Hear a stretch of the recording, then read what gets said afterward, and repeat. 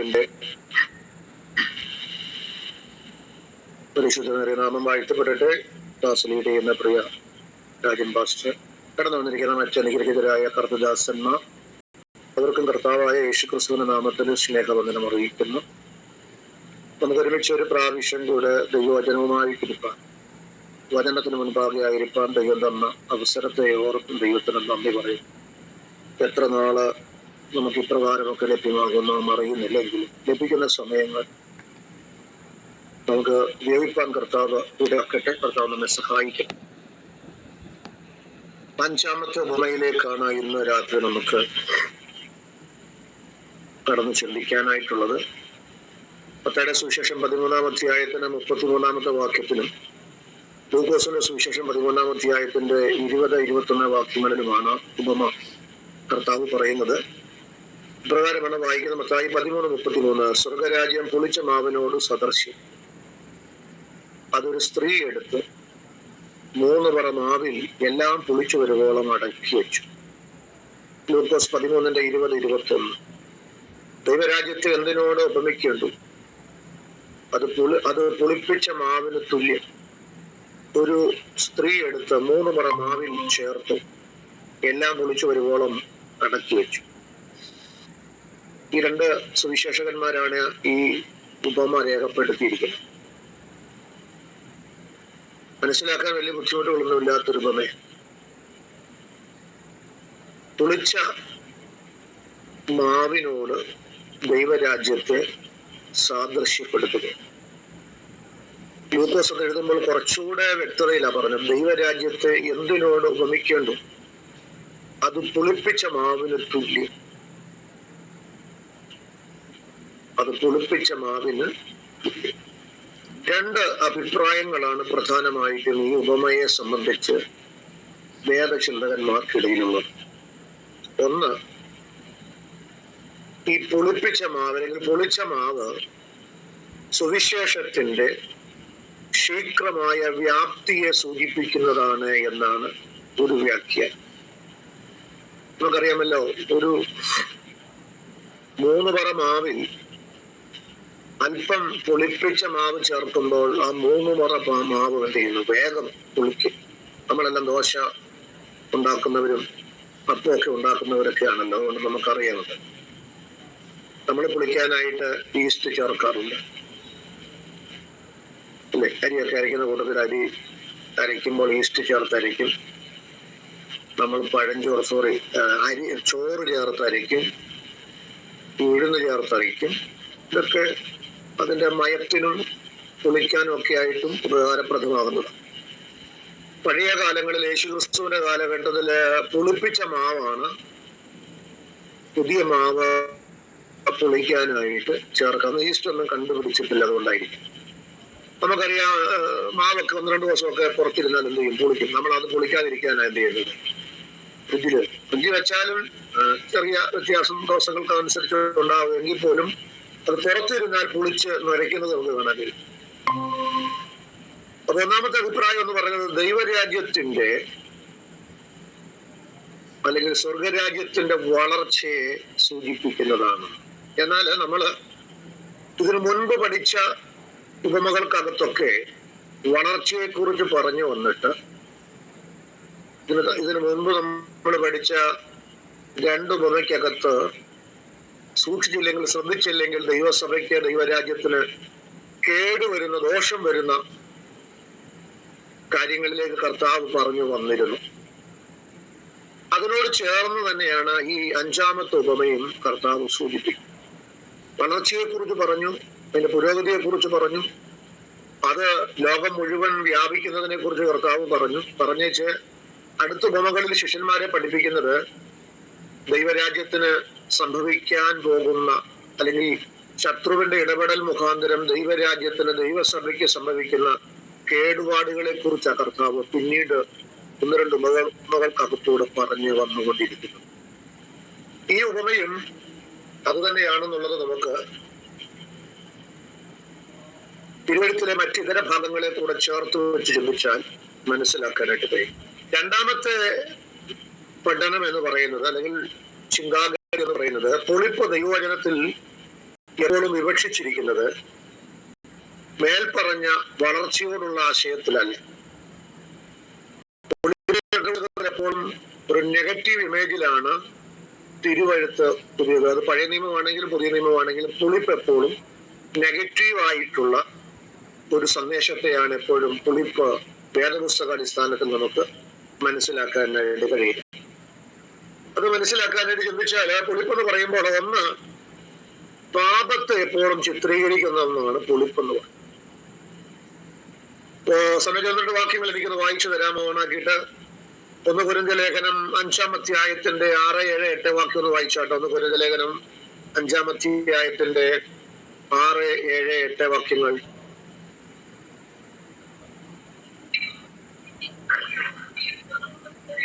കൊരിന്ത്യർ 5-ന്റെ 6, 7, 8. നിങ്ങളുടെ പ്രശംസ നന്നല്ല. അസാരം പുളിമാവ് പിണ്ടത്തെ മുഴുവനും പുളിപ്പിക്കുന്നു എന്ന് അറിയുന്നില്ലയോ? നിങ്ങൾ പുളിപ്പില്ലാത്തവരായിരിക്കുവാൻ തക്കവണ്ണം പുതിയ പിണ്ടം ആകേണ്ടതിന് പഴയ പുളിമാവിനെ നീക്കിക്കളയുവിൻ. നമ്മുടെ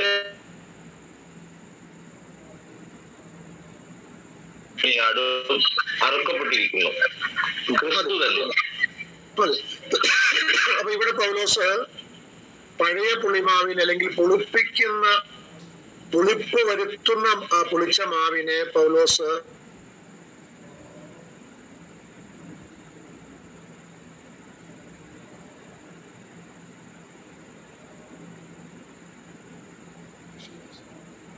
അതിനെ നീക്കിക്കളയുക എന്നാ പൗലോസ് പറയുന്നത്. ഗലാത്യ ലേഖനം 5-ാം അധ്യായം 9-ാമത്തെ വാക്യം കൊണ്ടൊന്ന് വായിച്ചു നോക്കിയേ.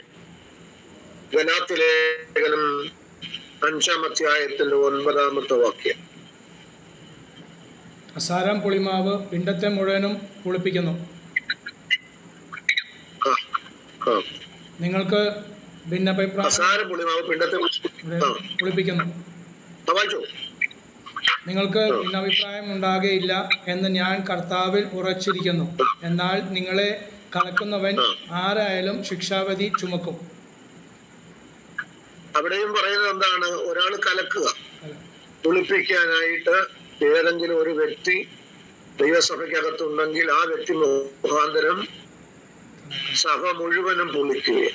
നമുക്കറിയാമല്ലോ, ഒരാളൊരു തെറ്റ് ചെയ്താല് ആ സഭയെ മൊത്തത്തിലാണ് എന്ത് ചെയ്യുന്നത് ആളുകൾ പറയും, അല്ലെ?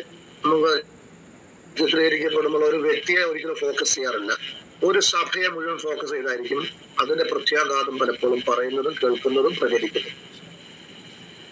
അപ്പൊ പാപത്തെ ചിത്രീകരിക്കുന്ന ഒന്നാണ് പുളിപ്പ് എന്ന് പറയുന്നത്. ഇനി രണ്ടാമത് നമ്മൾ ചിന്തിച്ചാൽ ദുരുപദേശത്തിന് പുളിപ്പ് എന്നാ പറയുന്നത് തിരുവഴുത്ത്. മത്തായിയുടെ സുവിശേഷം 16-ാം അധ്യായത്തിന്റെ 6 മുതൽ 12 വരെയുള്ള വാക്യങ്ങൾ നമ്മൾ വായിക്കുമ്പോൾ, മത്തായി 6-ന്റെ 12 മുതലുള്ള വാക്യം 16-ന്റെ 6 വാക്യം മുതൽ 12-ാമത്തെ വാക്യം വരെ നമ്മൾ വായിക്കുമ്പോൾ അവിടെ ദുരുപദേശം പുളിച്ച മാവാണെന്ന് വായിച്ചു. എന്നാൽ യേശു അവരോട്, നോക്കുവിൻ, പരീക്ഷന്മാരുടെയും സദുക്യരുടെയും പുളിച്ച മാവ് സൂക്ഷിച്ചു കൊള്ളുവിൻ എന്ന് പറഞ്ഞു.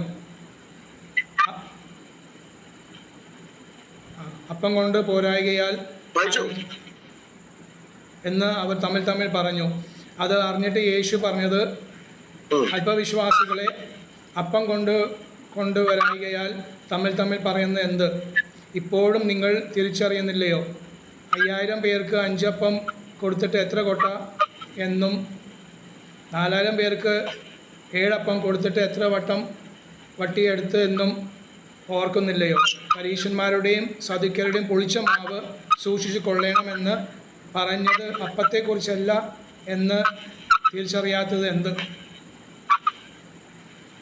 അപ്പം പരീശന്മാരുടെയും ശാസ്ത്രിമാരുടെയും പുളിച്ച മാവിനെ സൂക്ഷിക്കാൻ പറഞ്ഞത് അവരുടെ ഉപദേശത്തെയാണ്. 12-ാം വാക്യം കൂടി സാർ. അപ്പത്തെ കുറിച്ചോ? അപ്പത്തിന്റെ പുളിച്ച മാവല്ല, പരീശന്മാരുടെയും സദുക്യരുടെയും ഉപദേശം മാത്രമേ സൂക്ഷിച്ചു കൊള്ളുവാൻ അവൻ പറഞ്ഞത് എന്ന് അവർ ഗ്രഹിച്ചു. ഓക്കെ, അപ്പം അവരുടെ ഉപദേശം എന്ന് പറയുന്നത് ദുരുപദേശം എന്ന് പറയുന്ന യഥാർത്ഥ ഉപദേശത്തിന് വിരുദ്ധമായതാണ് പരീശന്മാരുടെയും ശാസ്ത്രിമാരുടെയും ആ കാലഘട്ടങ്ങളിലെ പഠിപ്പിക്കലെന്ന് പറയും. ആ പഠിപ്പിക്കലിനെ കർത്താവ് പുളിച്ച മാവിനോട് സാദൃശ്യപ്പെടുത്തിയാണ് പറയുന്നത്. കാരണം പുളിച്ച മാവ് പോലാണത്. അതാ യഹൂദ സമുദായത്തിന് മൊത്തത്തിൽ എന്താണ് അതിനെ പുളിപ്പിക്കുന്ന ഒരു സാഹചര്യമാണ് ഇവരുടെ ഉപദേശം, ഇവര് പഠിപ്പിക്കൽ മുഖാന്തരം ഉണ്ടായിക്കൊണ്ടിരുന്നത്. അപ്പൊ ദുരുപദേശത്തിനും പുളിച്ച മാവെന്നാണ് തിരുവെഴുത്തിൽ പറയുന്നത്. പാപത്തെ ചിത്രീകരിക്കുന്നതിനും പുളിച്ച മാവെന്നാണ് തിരുവെഴുത്തിൽ ചിത്രീകരിക്കുന്നത്. ഇനി ലൂക്കോസ് 12-ാം അധ്യായത്തിന് 1-ാമത്തെ വാക്യം നമ്മൾ വായിക്കുമ്പോൾ ഈ കപടഭക്തിയെയും പുളിച്ച മാവിനോട് സദൃശ്യപ്പെടുകയാണ് കർത്താവ് പറയുന്നത്. ലൂക്കോസ് 12-ന്റെ 1-ാമത്തെ വാക്യം. അതിനിടെ പുരുഷാരം തമ്മിൽ ചവിട്ടുവാൻ തക്കവണ്ണം ആയിരമായി തിങ്ങിക്കൂടിയപ്പോൾ അവൻ ആദ്യം ശിഷ്യന്മാരോട് പറഞ്ഞു തുടങ്ങിയത്, പരീശന്മാരുടെ പുളിച്ച മാവായ കപടഭക്തി സൂക്ഷിച്ചുകൊള്ളുവിൻ. പരീശന്മാരുടെ പുളിച്ച മാവായ കപടഭക്തി സൂക്ഷിച്ചുകൊള്ളു. അപ്പൊ അവരുടെ ഭക്തി എന്ന് പറയുന്നതിനകത്തും എന്താണ്? ദുഷിപ്പാണ്, പുളിപ്പാണ്. അവരുടെ ഭക്തി മറ്റുള്ളവരിലേക്കും അത് പകരപ്പെടുമ്പോൾ അത് മറ്റുള്ളവരെയും പുളിപ്പിക്കും. അപ്പോൾ പാപത്തെ ചിത്രീകരിക്കുന്നു തിരുവെഴുത്തിൽ പുളിപ്പെന്ന് പറയുന്നത്, അല്ലെങ്കിൽ പുളിച്ച മാവെന്ന് പറയുന്നത്. ദുരുപദേശത്തെ ചിത്രീകരിക്കുന്നു പുളിച്ച മാവെന്ന് പറയുന്നത്. കപട ഭക്തിയെ ചിത്രീകരിക്കുന്നു പുളിച്ച മാവെന്ന് പറയുന്നത്. ഇത് മൂന്നും നമുക്കറിയാം ഇന്ന് ദൈവസഭയെ മൊത്തത്തിൽ പുളിപ്പിക്കുന്നതായിട്ട് തന്നെയാണ് സംഭവിച്ചുകൊണ്ടിരിക്കുന്നത്. പാപത്തിന്റെ വളരെയധികം വ്യാപനം ഇന്ന് ദൈവസഭകൾക്കകത്തുണ്ട്. ഗുരുപദേശം പ്രസംഗിക്കുകയും പഠിപ്പിക്കുകയും ചെയ്യുന്ന ഗുരുപദേഷ്ടാക്കന്മാർ ഇന്ന് സഭാ നേതൃത്വത്തിലുണ്ട്, സഭാ ശുശ്രൂഷയിലുണ്ട്, വിശ്വാസികളുടെ ഇടയിൽ. ഇതെല്ലാം എന്താണ്? ഈ ബാക്കിയുള്ള മാവിനെ കൂടെ പുളിപ്പിക്കാനുള്ള പുളിപ്പാണ് ഈ പറയപ്പെടുന്നതും കേൾക്കപ്പെടുന്നതുമായ. അപ്പൊ നമ്മൾ ഇതിന്റെ ഭയാനകത ഒന്ന് ചിന്തിച്ചു നോക്കി. ഇന്നത്തെ ബെന്തക്കോസിന്റെ സ്റ്റേജുകളിൽ, ബെന്തക്കോസിന്റെ പഠിപ്പിക്കലുകളിൽ, ബെന്തക്കോസിന്റെ സഭകൾക്കകത്ത് നടക്കുന്ന ഉപവാസ പ്രാർത്ഥനകളിൽ നമ്മളൊക്കെ വിളിച്ച് കയറ്റുന്ന പല പ്രവാചകന്മാരും പല ശുശ്രൂഷകന്മാരും ഗുരുപദേശങ്ങളും അതുപോലെ തന്നെ കപടഭക്തിയുടെ സന്ദേശങ്ങളും ഒക്കെ അവര് സഭയ്ക്കകത്ത് പ്രഘോഷിക്കുമ്പോൾ അല്ലെങ്കിൽ പറയുമ്പോൾ ഇത് കേൾക്കുന്നവരായ ആളുകൾ ആ പുളിപ്പിനകത്തിലേക്ക് ലയിക്കപ്പെടുകയാണെങ്കിൽ, അല്ലെങ്കിൽ കേൾക്കുന്ന ശ്രോതാക്കളും ഈ ശുശ്രൂഷ അനുഭവിക്കുന്നവരും എന്താണ്? പുളിപ്പുള്ളവരായി മാറുകയാണ് എന്നുള്ള സത്യം പലപ്പോഴും നാം തിരിച്ചറിയുന്നില്ല എന്നുള്ളത് ഒരു വലിയ അപകടമാണ്.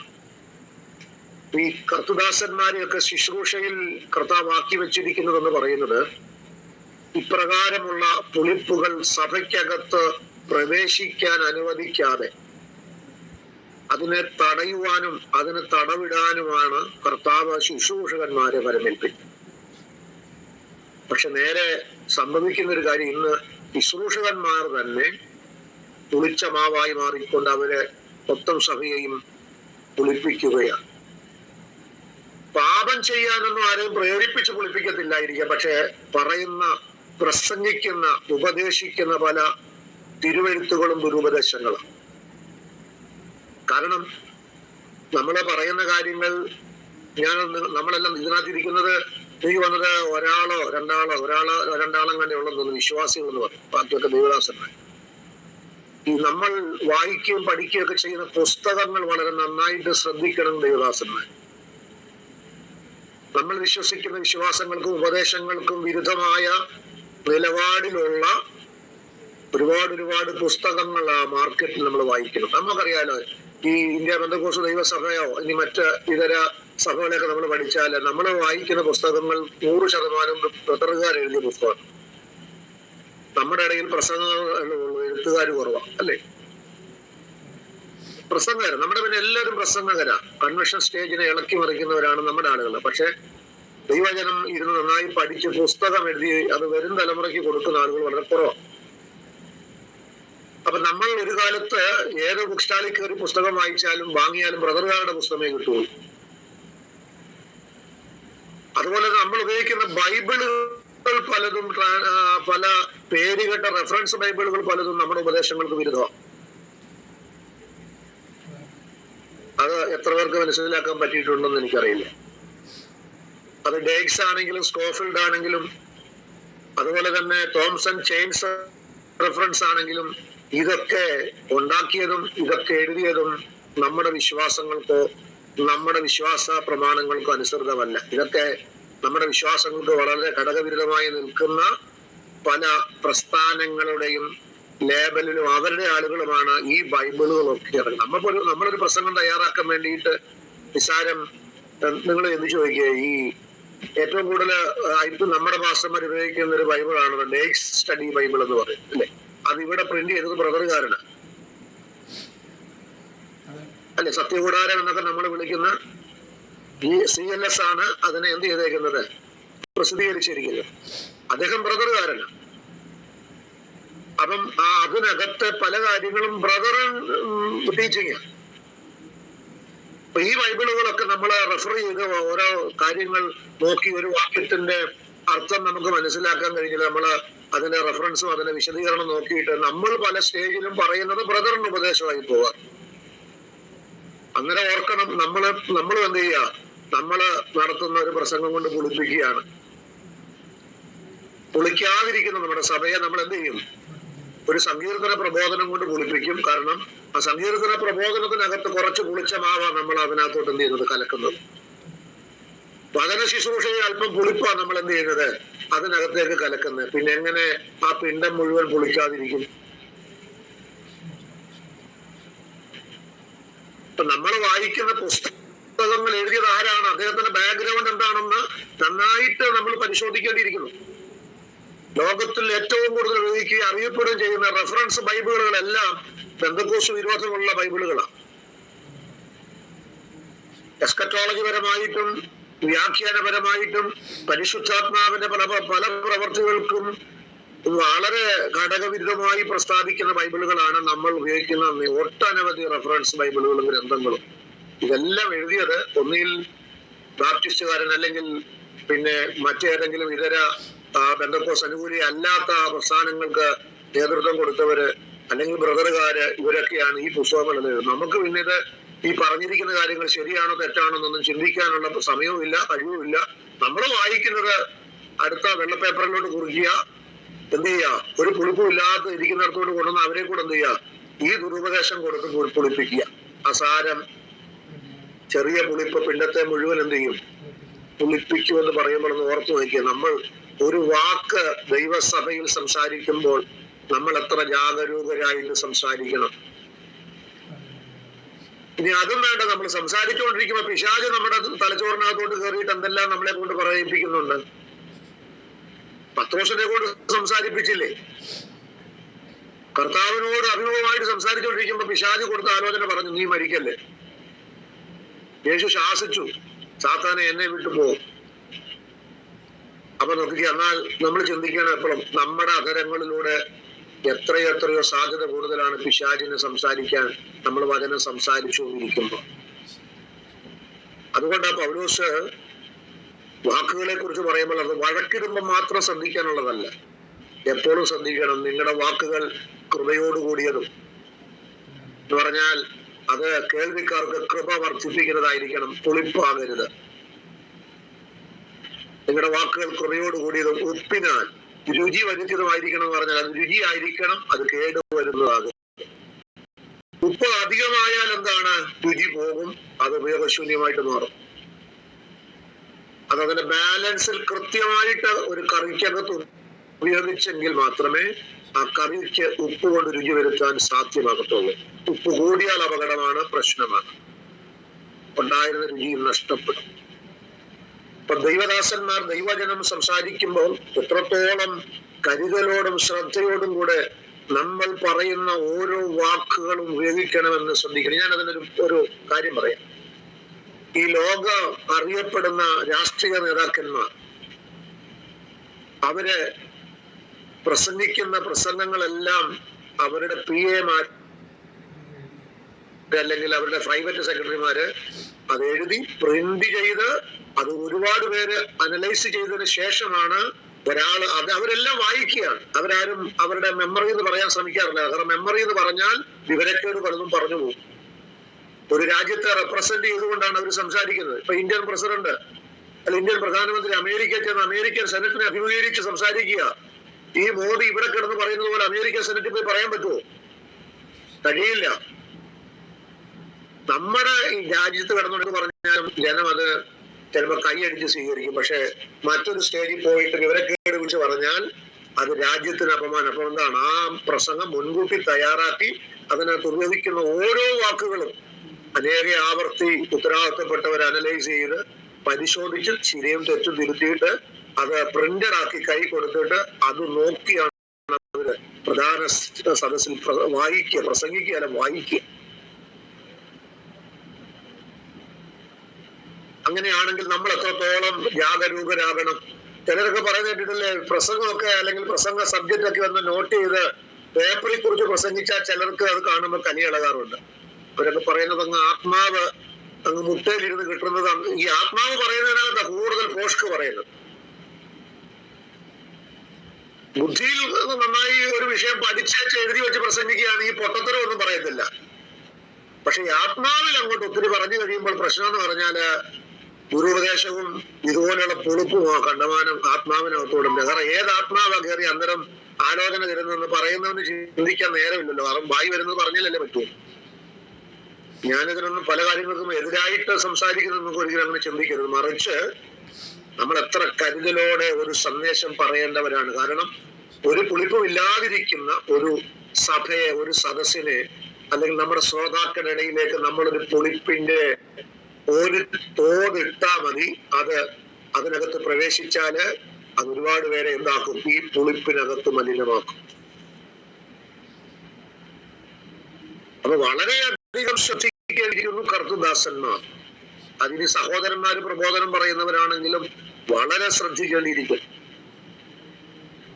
അതുകൊണ്ടാണ് ഞാനത് പറയുമ്പോൾ വളരെ ഭയത്തോടെ എപ്പോഴും പറയും. യാക്കോബിന്റെ ലേഖനം നമ്മൾ വായിക്കുമ്പോൾ യാക്കോബ് പറയുന്നൊരു കാര്യമുണ്ട്. സഹോദരന്മാരെ, അധികം ശിക്ഷാവധി വരുമെന്നറിഞ്ഞ് നിങ്ങളിൽ അനേകര് ഉപദേഷ്ടാക്കന്മാരാകരുത്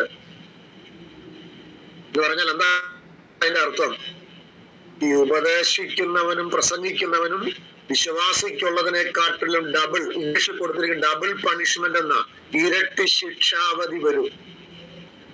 ഒറ്റ കാര്യമേ ചെയ്യുന്നുള്ളൂ, പ്രസംഗിച്ചു എന്നുള്ള കാരണമാണ്. അപ്പം നമ്മൾ എത്ര നമ്മുടെ ജീവിതത്തെ സൂക്ഷിച്ചുകൊണ്ട് പ്രസംഗിക്കണം. നമ്മൾ എത്ര കണ്ട് പറയുന്ന വിഷയങ്ങൾ ഉപദേശ വിരുദ്ധമാകരുത്, വേദപുസ്തക വിരുദ്ധമാകരുത്. നമ്മൾ പറയുന്ന വ്യാഖ്യാനങ്ങള്, കർത്താവ് പോലും ലജ്ജിച്ച് തലതാഴ്ത്തുന്ന വ്യാഖ്യാനം പറയുന്ന ആളുകളുണ്ട് പ്രസംഗവേദികളിൽ. അല്ലേ? നീതിക്ക് നിരക്കാത്ത വ്യാഖ്യാനങ്ങൾ, വേദപുസ്തകത്തിന്റെ ഒരു ഉപദേശത്തിലും നിരക്കാത്ത വ്യാഖ്യാനങ്ങൾ. ഓർക്കുക, ഇത് പലതും എന്തായിട്ട് മാറും? പുളിപ്പായിട്ട് മാറി ദൈവസഭയെ, ദൈവരാജ്യത്തെ അത് പുളിപ്പിച്ചില്ലാതാക്കുമെന്നുള്ളത് വളരെ ഗൗരവമായിട്ട് എപ്പോഴും നമ്മൾ ഓർക്കേണ്ടതും മനസ്സിലാക്കേണ്ടതുമായൊരു കാര്യം. അതുകൊണ്ടാണ് കർത്താവ് പറഞ്ഞത്, നിങ്ങൾ കപടഭക്തിക്കാരായ ശാസ്ത്രിമാരുടെയും പരീശന്മാരുടെയും അവരുടെ ഉപദേശത്തെയും നിങ്ങൾ സൂക്ഷിക്കണം, അവരുടെ ഭക്തിയെയും നിങ്ങൾ എന്ത് ചെയ്യണം? സൂക്ഷിക്കണം. അവരുടെ ഉപദേശത്തെ നിങ്ങൾ ശ്രദ്ധിക്കരുത്, നിങ്ങൾ വിശ്വസിക്കരുത്, അംഗീകരിക്കരുത്. രണ്ട്, അവരുടെ ഭക്തിയെ നിങ്ങൾ ഒരിക്കലും അനുകരിക്കരുത്. ഈ ആത്മീയത അനുകരണമാണ് പലതും. ശുശ്രൂഷയാണെങ്കിലും അനുകരിക്കുകയല്ലേ പലരും. ചിലരെയൊക്കെ അതേ ഫോട്ടോ കോപ്പി ആയിട്ടാണ് ചിലർ നിൽക്കുന്നത്. സുരേഷ് ബാബുവിന്റെ ഫോട്ടോ കോപ്പി, കെ അബ്രഹാമിന്റെ ഫോട്ടോ കോപ്പി, ഇല്ലേ? ഒരുപാട് പേരെ അങ്ങ് എന്ത് ചെയ്താ ഫോട്ടോ കോപ്പി ആയിട്ട് നിൽക്കാനാ പലരുടെയും ശ്രമം. ചില ആളുകൾ രാഷ്ട്രീയക്കാരുടെ ഫോട്ടോ കോപ്പിയാണ്, രാഷ്ട്രീയക്കാരുടെ ഫോട്ടോ കോപ്പി ആയിട്ട് നിൽക്കുന്ന ആളുകൾ. ഇതാണ് അനുകരണം എന്ന് പറയുന്നത്. അപ്പൊ പൗലോസ് പറയുന്നത് പ്രാഗൽഭ്യത്തോടെ പറയുന്നത്, നിങ്ങൾ എന്നെ അനുകരിക്കെന്ന് പറയുന്നത് അത്രത്തോളം ജീവിതത്തെ സൂക്ഷിച്ചതിന്റെയും ക്രമീകരിച്ചതിന്റെയും വിശ്വാസത്തിനും പ്രമാണത്തിനും ഒക്കെ അനുസരിച്ച് നിന്നിട്ടുള്ളത് കൊണ്ടല്ലേ പറഞ്ഞു നിങ്ങൾ എന്നെ അനുകരിപ്പില്ലെന്ന് പറഞ്ഞു. വേറെ ആരാ പ്രാഗൽഭ്യത്തോടെ പറഞ്ഞിട്ടുണ്ട് നിങ്ങൾ എന്നെ അനുകരിക്കാൻ പറഞ്ഞു? ആരും പറഞ്ഞിട്ടുള്ളത് ഞാൻ ഇതുവരെ വായിച്ചിട്ടില്ല. ഓരോ അപ്പോസ്തലന്മാരും അവകാശപ്പെട്ടിട്ടില്ല നിങ്ങൾ എന്നെ അനുകരിക്കുമെന്ന് പറയാൻ. ബാക്കിയുള്ളവരൊക്കെ കർത്താവിനെ അനുകരിക്കാൻ മാത്രമേ പറഞ്ഞുള്ളൂ, കർത്താവിനെ നോക്കാൻ മാത്രമേ പറഞ്ഞുള്ളൂ. പൗലോസ് മാത്രമാണ് നിങ്ങൾ എന്നെ ഞാൻ ജീവിക്കുന്നതിൽ ജീവിച്ചോളാം ധൈര്യത്തോടെ പറഞ്ഞത്. മറ്റൊരു അപ്പോസ്തലന്മാര് ധൈര്യത്തോടെ പറഞ്ഞിട്ടില്ല. അപ്പൊ അത്രയ്ക്ക് തനിക്ക് തന്നെ കുറിച്ചുള്ള ആത്മവിശ്വാസവും ഉറപ്പും ഉള്ളതുകൊണ്ടല്ലേ പൗലോസിന് അങ്ങനെ ഒരു വാക്ക് പറയാൻ ചങ്കൂറ്റവും ധൈര്യവും ഉണ്ടാകുന്നത്. അപ്പം ഞാൻ പറഞ്ഞു വന്നതിന്റെ സാരം, പല മേഖലകളിലും വളരെ കരുതലുള്ളവരാകേണ്ടവരാണ് കർത്തദാസന്മാർ, പ്രസംഗകരെന്ന് പറയുന്നത്. കാരണം നമ്മൾ പറയുന്ന ഓരോ വാക്കുകൾക്കും ന്യായവിധി ദിവസത്തിൽ കണക്ക് കൊടുക്കേണ്ടി വരും. മനുഷ്യൻ മനുഷ്യൻ പറയുന്ന ഏത് നിസ്സാര വാക്കിനും പോലും ജഡ്ജ്മെന്റ് ദിവസം എന്തുണ്ട്? ജഡ്ജ്മെന്റ് ഉണ്ട്. ഒരു നിസ്സാര പദത്തിന് പോലും ജഡ്ജ്മെന്റ് ഉണ്ട്. അങ്ങനെയെങ്കിൽ നമ്മൾ ആളുകളെ പഠിപ്പിക്കുമ്പോഴും ആളുകളെ ഉപദേശിക്കുമ്പോഴും നമ്മൾ എത്ര ഓരോ വാക്കുകൾക്ക് ന്യായവിധി ഉണ്ടെങ്കിൽ നമ്മൾ പറയുന്ന വാക്കുകൾ എന്ന് പറയുന്നത് എത്ര സൂക്ഷിക്കേണ്ടിയിരിക്കുന്നു, എത്ര കൃപയോട് കൂടിയതായിരിക്കണം, എത്ര ഉപ്പ് കൊണ്ട് രുചി വരുത്തിയതുപോലെ ആയിരിക്കണം. കേടുവരുത്തുന്നതാകരുത്, രുചി വരുത്തുന്നതാകണം. നമുക്കറിയാം, നമ്മളൊക്കെ ശുശ്രൂഷയിലല്ലേ, ഒരു വിശ്വാസിയോട് നമുക്കൊരു പ്രയാസം, ഒരു വിരോധമോ അല്ലെങ്കിൽ ഒരു ബുദ്ധിമുട്ടോ തോന്നിയാല് ആ പിറ്റത്തെ ശുശ്രൂഷയിൽ നമ്മളത് തീർക്കും. അതിന് പറ്റുന്ന ഏതെങ്കിലും ഒരു ഭാഗം, വചനം, വാക്യമൊക്കെ നമ്മൾ തപ്പിപ്പറക്കി എടുത്തുണ്ടോ പിന്നത്തെ മെസ്സേജ് അല്ലെങ്കിൽ അടുത്ത സന്ദേശം ആർക്കാണ് അതിന് ഘടകവിരുദ്ധമായിട്ട് പരസ്പരം പോരെടുക്കാൻ പറ്റുന്നൊരിടമൊന്നുമല്ല ഏതാ ശുശ്രൂഷാവേദി എന്ന് പറയുന്നത്. ആരോട് വിരോധം തോന്നിയാലും ആർക്ക് നമ്മോട് വിരോധം തോന്നിയാലും ക്ഷമിക്കുക എന്ന് മാത്രമേ പ്രമാണമുള്ളൂ. മറിച്ച് ശുശ്രൂഷയിൽ അതിന്റെ പക പോക്കാനുള്ള, മെസ്സേജിനകത്തൂടെ അതിന്റെ വിരോധം തീർക്കാനുള്ള ഇടമായിട്ട് പ്രസംഗവേദിയെയോ ശുശ്രൂഷാവേദിയോ തീർക്കുന്നത് നമ്മൾ ഏറ്റവും ശൂന്യനായതുകൊണ്ടാണ്, ഏറ്റവും പോഷനായതുകൊണ്ട്. ഇതൊക്കെ പറയാൻ കാരണം കേട്ടിട്ടുണ്ട് ഒരുപാട് വേദികളിൽ. കേൾവിക്കാർക്ക് നന്നായിട്ട് അറിയുന്നത് എന്താ പറയുന്നത്, ആരെ ഉദ്ദേശിച്ചാ പറയുന്നത് അല്ലേ.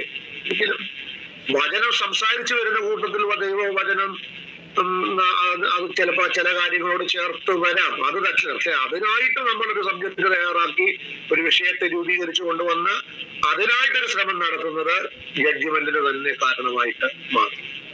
അതൊക്കെ ഞാൻ മുന്നോട്ട് വരാം. ഇനി ഏറ്റവും കൂടുതൽ ശ്രദ്ധിക്കേണ്ട ഒരു പദത്തിലേക്ക് വരികയാണ്. ഈ ഉപമയ്ക്കകത്ത് യേശു മത്തായി പറയുമ്പോൾ സ്വർഗരാജ്യം പുളിച്ച മാവിനോട് സദൃശ്യം. അടുത്തത് അതൊരു സ്ത്രീ എടുത്ത് എന്ന് പറയും. ഒരു പുളിച്ച മാവെടുത്ത സ്ത്രീയാണ് സ്വർഗരാജ്യത്തിനകത്ത് ചേർത്തത്. ഒരു സ്ത്രീ എടുത്ത്. ലൂക്കോസ് 13:20-21 ദൈവരാജ്യത്തെ എന്തിനോട് തുല്ലിക്കേണ്ടു, അത് പുളിച്ച മാവിന് തുല്യം. ഒരു സ്ത്രീ എടുത്ത് 3 പറ മാവിൽ ചേർത്തു. ഇവിടെ എല്ലാം പറയുന്നത് സ്ത്രീ. 2 സുവിശേഷകന്മാരും ആ പദം വിട്ടുകളയാതെ ഈ പുളിച്ച മാവ് എടുത്തുപയോഗിച്ചത്, ചേർത്തതാരാണ്? ഒരു സ്ത്രീയാണ്. അതുകൊണ്ട് സ്ത്രീയെ മോശമായിട്ട് ചിത്രീകരിക്കാനായിട്ടല്ല, മറിച്ച് സ്ത്രീ എന്ന വേദപുസ്തകം പഠിക്കുമ്പോൾ സ്ത്രീ എന്ന വാക്കിനെ വേദപുസ്തകത്തിൽ നമ്മൾ പലയിടത്തും കാണുന്നത് നെഗറ്റീവായ ആശയത്തിലാണ്.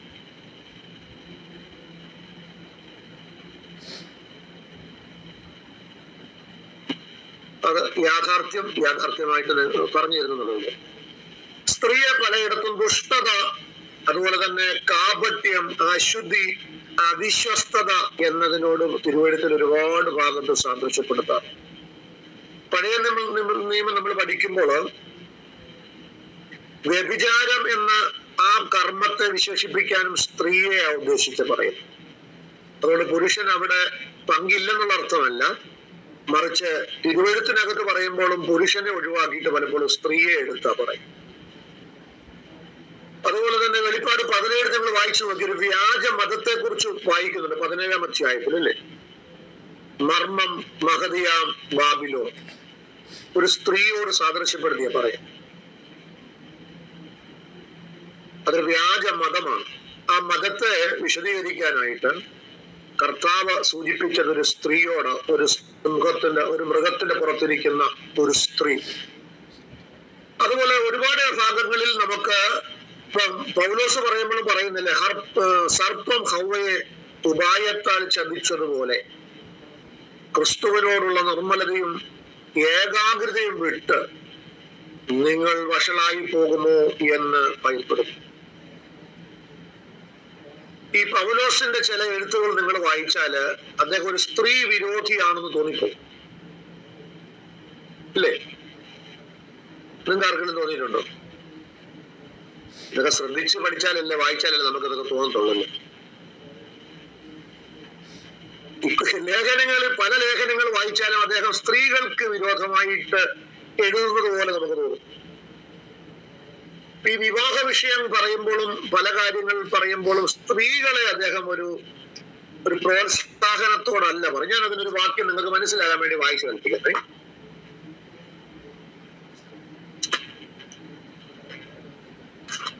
പൗലോസിന്റെ എഴുത്തിലേക്ക് വന്നത്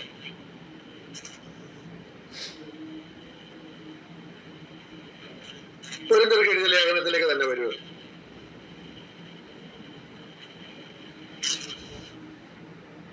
ഒന്ന് കൊരിന്ത്യ ലേഖനം 7-ാം അധ്യായങ്ങളിൽ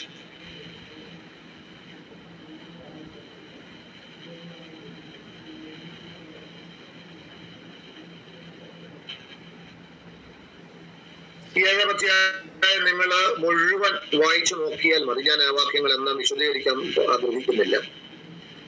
ഒന്ന് കൊരിന്ത്യ ലേഖനം 7-ാം അധ്യായം നിങ്ങൾ വായിക്കുക. പിന്നീട് അതുപോലെ തന്നെ അല്പം കൂടെ നമ്മൾ മുൻപോട്ട് വരുമ്പോഴും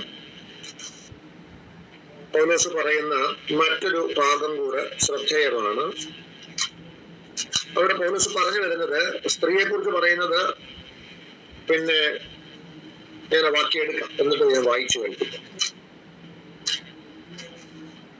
ഒരുപക്ഷെങ്കിൽ അവൾ മക്കളെ പ്രസവിച്ച് രക്ഷ പ്രാപിക്കുമെന്ന് പറയുന്നൊരു വാക്യമുണ്ടല്ലോ. നിങ്ങൾ ആരെങ്കിലും കണ്ടിട്ടുണ്ടെങ്കിൽ അത് വേഗം ഒന്ന് എടുത്ത് ആരെങ്കിലും ഒന്ന് ഓപ്പൺ ചെയ്ത് വായിച്ചോളൂ. തീമത്തിയോസിന്റെ അത് തന്നെ, തീമത്തിയോസിനല്ലേ, 2 തീമത്തിയോസ് 2-ാം അധ്യായത്തിലേക്ക് വന്നേ. തന്നെ അതിന്റെ 12 മുതലൊന്ന് വായിച്ചേ. 11 മുതൽ സ്ത്രീ മൗനമായിരുന്ന പൂർണ്ണ അനുസരണത്തോടുകൂടെ പഠിക്കട്ടെ. മൗനമായിരിക്കാൻ ഞാൻ തന്നെ വായിക്കാം. മൗനമായിരിക്കാൻ അല്ലാതെ ഉപദേശിപ്പാനോ പുരുഷന്റെ മേൽ അധികാരം നടത്തുവാനോ ഞാൻ സ്ത്രീയെ അനുവദിക്കുന്നില്ല. ആദ്യം നിർമ്മിക്കപ്പെട്ടു, പിന്നെ ഹവ്വ. ആദമല്ല, സ്ത്രീ അത്രേ വഞ്ചിക്കപ്പെട്ട ലംഘനത്തിൽ അകപ്പെട്ടത്. അടുത്ത വാക്ക് ശ്രദ്ധിക്കണം. എന്നാൽ വിശ്വാസത്തിലും സ്നേഹത്തിലും വിശുദ്ധീകരണത്തിലും സുബോധത്തോടെ പാർക്കുന്നുവെങ്കിൽ അവൾ മക്കളെ പ്രസവിച്ച് രക്ഷ പ്രാപിക്കും. അപ്പം സ്ത്രീയുടെ രക്ഷയെ കുറിച്ച് ഇവിടെ അദ്ദേഹം ഒരു 100% ഉറപ്പോടാണോ പറയുന്നത്? അല്ല, രക്ഷ പ്രാപിക്കും എന്ന് പറഞ്ഞാൽ നിങ്ങൾ വാക്ക് ശ്രദ്ധിച്ചു നോക്കിയേ. എന്നാൽ വിശ്വാസത്തിലും സ്നേഹത്തിലും വിശുദ്ധീകരണത്തിലും സുബോധത്തോടെ പാർക്കുന്നു എങ്കിൽ അവൾ മക്കളെ പ്രസവിച്ച് രക്ഷ പ്രാപിക്കും. അപ്പൊ അങ്ങനെ അല്ലെങ്കിൽ അവൾ രക്ഷ പ്രാപിക്കത്തില്ല. പുരുഷൻ രക്ഷ ഓട്ടോമാറ്റിക്കായിട്ട് പ്രാപിച്ചിരിക്കുന്നത് പോലല്ലേ പൗലോസ് പറഞ്ഞു തരും. ഇനി ശ്രദ്ധിച്ചു നോക്കിയോ, മൗനമായിരിക്കാനല്ലാതെ ഉപദേശിക്കാനോ പുരുഷന്റെ മേൽ അധികാരം നടത്തുവാനോ ഞാൻ സ്ത്രീയെ അനുവദിക്കുന്നില്ല. അടുത്ത വാക്ക് ശ്രദ്ധിക്കുക. ആദ്യം നിർമ്മിക്കപ്പെട്ടു, പിന്നെ ഹവ്വ. അപ്പൊ നോക്കുക, അവിടെയും മെജോറിറ്റി പുരുഷന് കൊടുക്കുക. ആദ്യം ദൈവം ഉണ്ടാക്കിയത് പുരുഷനെയാ, സ്ത്രീയെ രണ്ടാമത് ഉണ്ടാക്കി. അതുകൊണ്ട് 1-ാം സ്ഥാനം പുരുഷൻ. എന്നല്ലേ പൗലോസ് പറഞ്ഞു വരുന്നത്? യഹൂദ കൺസെപ്റ്റ് എന്ന് പറയുന്നത് സ്ത്രീക്ക് പ്രഥമ സ്ഥാനമില്ല, കുടുംബത്തിലാണെങ്കിലും സമൂഹത്തിലാണെങ്കിലും. യഹൂദന്മാരുടെ വിശ്വാസം, ന്യായപ്രമാണം അനുസരിച്ചുള്ള അവരുടെ ജീവിത രീതിയും വിശ്വാസ രീതിയും കുടുംബാന്തരീക്ഷവും ഒക്കെ. ഒരു സ്ത്രീ ഒരു കുഞ്ഞിനെ പ്രസവിച്ചു. ആൺകുട്ടിയാണെങ്കിൽ എത്ര ദിവസം ശുദ്ധീകരണം നടത്തണം? എത്ര ദിവസം കഴിഞ്ഞാ? 7 കഴിഞ്ഞ് നടത്താം. പെൺകുഞ്ഞാണെങ്കിലോ 14. അത്രയും കൂടെ എടുക്കും. ഇപ്പൊ എന്താ, ഒരു പെൺകൊച്ചായാൽ അത്രയ്ക്ക് അശുദ്ധിയാണോ? സ്ത്രീകൾ ഒരു പെണ്ണിനെ പ്രസവിച്ചാൽ, ആണിനെ പ്രസവിച്ചാൽ അത്രയും അശുദ്ധിയില്ല. 7-ാം ദിവസം ശുദ്ധീകരണം പ്രാപിക്കാം. പെൺകുഞ്ഞാണ് 14 ദിവസം, 7 ദിവസം കൂടെ ഇരട്ടിയിരിക്കണം. കേട്ടോ, ആ കൺസെപ്റ്റ് നിങ്ങൾ മനസ്സിലാക്കണം.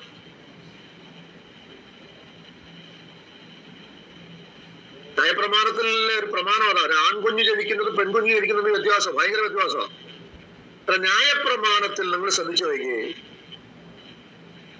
വ്യഭിചാരത്തിന് പിടിച്ചാൽ സ്ത്രീയെ കല്ലെറിഞ്ഞു കൊല്ലാം, പുരുഷനെ കൊല്ലാൻ പാടില്ല. പുരുഷന് പൂർണ്ണ സ്വാതന്ത്ര്യം കിട്ടും. യെരുശലേം ദേവാലയത്തിൽ പുരുഷന് വരാം, പ്രാകാരത്തിൽ പുരുഷന് വരാം, സ്ത്രീക്ക് വരാൻ പറ്റത്തില്ല. സ്ത്രീക്ക് പ്രത്യേക പ്രാകാരം, സ്ത്രീകളുടെ പ്രാകാരം എന്ന് പറഞ്ഞ ഒരു സെപ്പറേറ്റ് പ്രാകാരം. നമ്മൾ കണ്ടില്ലേ മുസ്ലിം പള്ളികളിലൊക്കെ, എല്ലാ പള്ളിയിലും സ്ത്രീകൾക്ക് നിസ്കരിക്കാൻ പോകാൻ പറ്റുകയില്ല. ചില വിഭാഗത്തിൽപ്പെട്ടവർ മാത്രമേ അനുവദിക്കത്തുള്ളൂ. അത് അവർക്ക് പ്രത്യേക സ്ഥലമാണ്. പുരുഷന്റെ കൂടെ നിസ്കരിക്കാനോ പുരുഷന്റെ കൂടെ ആരാധിക്കാനോ ഒന്നും പ്രമാണമില്ല. ന്യായപ്രമാണം അങ്ങനെ സ്ത്രീയെ വിലക്ക് ഒരുപാട് കാര്യങ്ങളിൽ. ഇവിടെയും പൗലോസ് പറഞ്ഞതൊക്കെ മൗനമായിരിക്കാൻ അല്ലാതെ ഉപദേശിക്കുവാനോ പുരുഷന്റെ മേൽ അധികാരം നടത്തുവാനോ ഞാൻ സ്ത്രീയെ അനുവദിക്കുന്നില്ല. അപ്പൊ ഒരു സ്ത്രീ വിരോധം ആരിലുണ്ടെന്നാണ് നമുക്ക് തോന്നുന്നത്? പൗലോസിൽ. ഞാൻ മനസ്സിലാക്കുന്ന ഒരു കാര്യം, പൗലോസ് ന്യായപ്രമാണമൊക്കെ വിട്ട് കൃപയുടെ പ്രമാണത്തിലേക്ക് വന്നു എന്ന ശരിയാണെങ്കിൽ പോലും ന്യായപ്രമാണത്തിലെ ഒരുപാട് ചെറുപ്പം മുതൽ പഠിച്ച് ശീലിച്ച് ആചരിച്ച ചില രീതികൾ പൗലോസിന്റെ എഴുത്തുകളിൽ മുഴങ്ങി നിൽക്കുന്നു.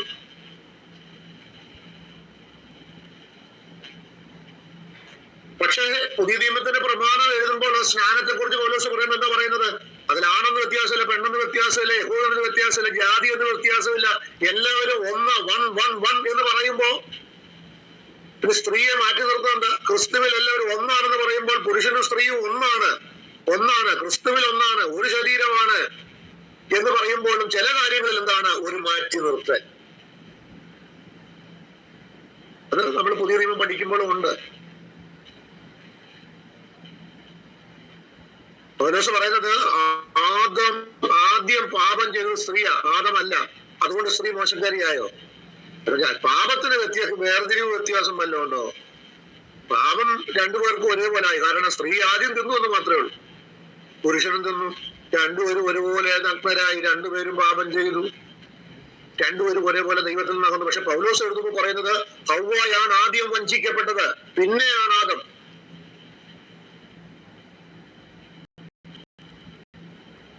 ഇപ്പൊ ഈ വിഷം കലങ്ങിയ ആഹാരം 10 പേര് കഴിച്ചു. അത് ആദ്യം കഴിച്ചാൾക്ക് കൂടുതൽ പ്രയാസവും രണ്ടാമത് കഴിച്ചാൾക്ക് കുറച്ച് പ്രയാസവും ഒന്നുമല്ല. ഒരേപോലെ പോയിസൺ അതിനകത്ത് അടങ്ങിയിരിക്കുന്ന ഒരേപോലെ 10 പേരുടെ വയറ്റിൽ ചെന്നു. 10 പേരുടെയും ശരീരത്തെ അത് ബാധിക്കുന്നത് ഒരേപോലെ. അല്ലാതെ ആദ്യം കഴിച്ചവന് കൂടുതൽ പ്രയാസമോ പ്രശ്നമൊന്നും വരാനൊന്നും. പിന്നെ ചിലരുടെ ആരോഗ്യസ്ഥിതി അനുസരിച്ച് വ്യത്യാസം വരാം. ചിലർക്ക് ചില പോയിസൺ പെട്ടെന്ന് അവരെ മരണത്തിലേക്ക് കൊണ്ടുപോകും. അത് ശരീരത്തിന്റെ പ്രത്യേകത കൊണ്ടോ. ഞാൻ പറഞ്ഞത് സാരാംശം നമുക്ക് മനസ്സിലായോ? ഞാൻ വിമർശനാത്മകമായിട്ട് പറഞ്ഞല്ല, മറിച്ച് പൗലോസിന്റെ എഴുത്തുകളിലും പൗലോസിന്റെ ചിന്താഗതികളിലും ഒക്കെ സ്ത്രീക്ക് ഒരു പുരുഷന് തുല്യമായ സ്ഥാനം എന്ത് ചെയ്യുന്നില്ല, വേദപുസ്തകത്തിൽ കൽപ്പിക്കുന്നില്ല. ഇന്നെല്ലാം തുല്യത എന്ന് അവകാശപ്പെടുമ്പോഴും നിങ്ങൾ ചിന്തിച്ചു നോക്കുക, നമ്മുടെ കുടുംബങ്ങളിൽ വസ്തു പങ്കുവെക്കുമ്പോൾ ആൺമക്കൾക്ക് കൊടുക്കുന്നതിന് തുല്യമായിട്ട് പെൺമക്കൾക്ക് കൊടുക്കുമോ? ഇല്ല. അപ്പന്റെ സ്വത്തിന് 2 ആൺപിള്ളാരും 2 പെൺപിള്ളാരും ഉണ്ടെങ്കിൽ ആൺപിള്ളേർക്ക് തുല്യമായിട്ട് വീതിച്ചു കൊടുത്തിട്ട് പെൺപിള്ളേർക്ക് നമ്മുടെ ഭാഷയെ പറഞ്ഞ എന്തെങ്കിലും കൊടുക്കും, എന്തെങ്കിലും. അത് പക്ഷെ ഈ 4 മക്കളും ഒരേപോലെ തുല്യ അവകാശിതരല്ലേ? ആണോ?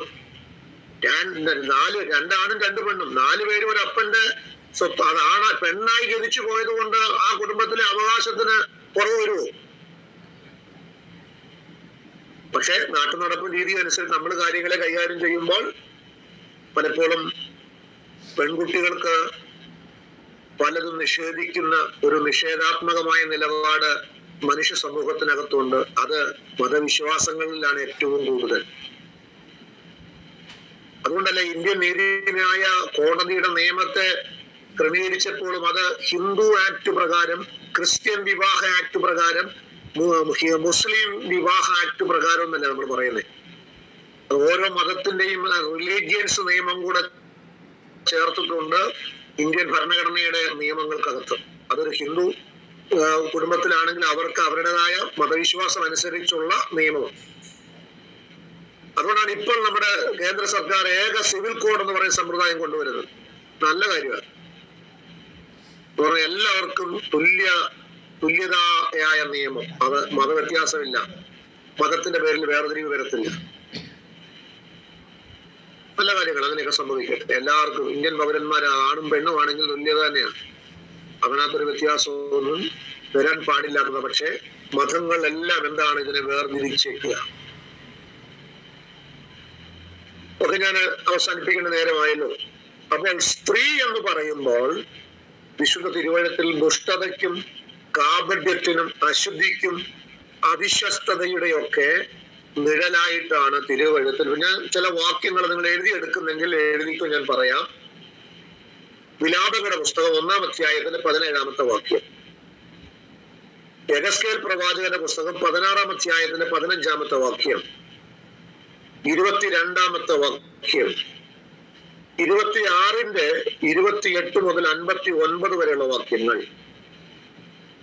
23-ന്റെ 1 മുതൽ ഉള്ള വാക്യങ്ങൾ, 36-ന്റെ 17-ാമത്തെ വാക്യം. ഇതെല്ലാം യെഹെസ്കേലിലെ വാക്യങ്ങളാണ്. ഞാൻ അവസാനം ഒന്നുകൂടെ പറയാം, നിങ്ങൾ എഴുതിയാൽ മതി. അടുത്തത് ഹോശിയ 1-2, 2-ാം അധ്യായത്തിന്റെ 2 മുതൽ 17 വരെയുള്ള വാക്യങ്ങൾ, 3-ാം അധ്യായത്തിന്റെ 1-ാമത്തെ വാക്യം, വെളിപ്പാട് പുസ്തകം 17-ാമത്തെ അധ്യായം. ഞാൻ ഒന്നുകൂടെ പറയാം വാക്യങ്ങൾ. വിലാപങ്ങൾ 1:17, യെഹെസ്കേൽ 16:15, 22, 26-ന്റെ 28 മുതൽ 59 വരെ, 23-ന്റെ 1 മുതലുള്ള വാക്യങ്ങൾ, 36-ന്റെ 17-ാമത്തെ വാക്യം, ഹോശയ 1-2, 2-ന്റെ 2 മുതൽ 17 വരെ, 3-ന്റെ 1, വെളിപ്പാട് പുസ്തകം 17-ാമത്തെ അധ്യായം. ഈ വാക്യങ്ങളൊക്കെ നിങ്ങൾ വായിച്ചാല് സ്ത്രീയെ എപ്പോഴും ഒരു നെഗറ്റീവ് ആയിട്ടുള്ള ലെവലിലാണ് വേദപുസ്തകത്തിൽ ഉപയോഗിച്ചിരിക്കുന്നത്. വെളിപ്പാട് 17-ൽ അത് വ്യാജ മതം എന്ന സ്ത്രീയെ അവിടെ വിശേഷിപ്പിച്ചിരിക്കുക. നല്ല അർത്ഥത്തിൽ ഉപയോഗിച്ചിട്ടുണ്ട്, ഇല്ലെന്നല്ല, നല്ല അർത്ഥത്തിലും വേദപുസ്തകം ഉപയോഗിച്ചിട്ടുണ്ട്. ഇസ്രായേൽ ജനതയെ സൂചിപ്പിക്കാനായിട്ട് സ്ത്രീ എന്ന് പറയുന്നുണ്ട്, നിയമങ്ങളെ സൂചിപ്പിക്കാനായിട്ട് സ്ത്രീ എന്ന് പറയുന്നുണ്ട്, നീതിയും വിശുദ്ധിയും എന്ന് സൂചിപ്പിക്കാനായിട്ട് സ്ത്രീ എന്ന് സൂചിപ്പിക്കുന്നുണ്ട്. ഇങ്ങനെ 3 പോസിറ്റീവായ നിലയിലും നമുക്കതിനെ കാണാൻ കഴിയും. അതും കൂടെ വേണമെങ്കിൽ ഒന്ന് എഴുതിക്കോ. ഇസ്രായേൽ ജനതയെ സൂചിപ്പിക്കാനായിട്ട് നല്ല അർത്ഥത്തിൽ സ്ത്രീ എന്ന് ഉപയോഗിക്കുന്നുണ്ട്. ഉൽപ്പത്തി 37-ന്റെ 9-10 വാക്യങ്ങൾ, ഉൽപ്പത്തി 37-ന്റെ 9-10. വെളിപ്പാട് പുസ്തകം 12-ാം അധ്യായം നിങ്ങൾ വായിക്കുമ്പോൾ ഒരു സ്ത്രീ പ്രസവിച്ചതിനെ കുറിച്ച് വായിക്കും അല്ലേ? അത് പോസിറ്റീവായിട്ട് അവിടെ പറയുന്നത്. സ്ത്രീയെ ഇസ്രായേൽ ജനതയായിട്ടാണ് അവിടെ സൂചിപ്പിക്കുന്നത്. യെഹെസ്കേൽ പ്രവാചകന്റെ പുസ്തകം 16-ാം അധ്യായത്തിലും അത് പോസിറ്റീവായിട്ട് സ്ത്രീയെ അവിടെ സൂചിപ്പിച്ചിട്ടുണ്ട്, ഇസ്രായേലിനെ സൂചിപ്പിക്കാൻ. ഇനി രണ്ടാമത്തത് നിയമങ്ങൾക്കായിട്ട് സൂചിപ്പിക്കുന്നത് ഗലാത്യ ലേഖനം 4-ാം അധ്യായത്തിന്റെ 21 മുതൽ 31 വരെയുള്ള വാക്യങ്ങൾ വായിക്കും. പൗലോസാണത് സ്ത്രീ എന്ന് സൂചിപ്പിക്കുന്നത് നിയമങ്ങൾക്ക് വേണ്ടി. ഗലാത്യ ലേഖനം 4-ാം അധ്യായത്തിന്റെ 21 മുതൽ 31 വരെയുള്ള വാക്യം. മൂന്നാമത്തത് അതോടെ പറഞ്ഞു നിർത്തുക, നീതിയും വിശുദ്ധിയും സൂചിപ്പിക്കാനായിട്ട് സൂചിപ്പിക്കുന്നു. 2 കൊരിന്ത്യർ ലേഖനം 11-2, വെളിപ്പാട് പുസ്തകം 19-ാം അധ്യായത്തിന്റെ 7 മുതൽ 9 വരെയുള്ള വാക്യം. ഓക്കെ, കർത്താവ് നമ്മെ സഹായിക്കട്ടെ. ഇതിനെക്കുറിച്ചുള്ള കാര്യങ്ങൾ വേണമെങ്കിൽ നമുക്ക് അടുത്ത ക്ലാസ് ചിന്തിക്കാം. സമയം പോയത് ഞാൻ അവസാനിപ്പിക്കുന്നു. ഇന്ന് രാത്രി ഈ ക്ലാസ് സംബന്ധിച്ച് എല്ലാവർക്കും ഒരിക്കൽ കൂടെ സ്നേഹവും വന്ദനവും നന്ദിയും അറിയിക്കുന്നു. കർത്താവ് നമ്മെ സഹായിക്കും.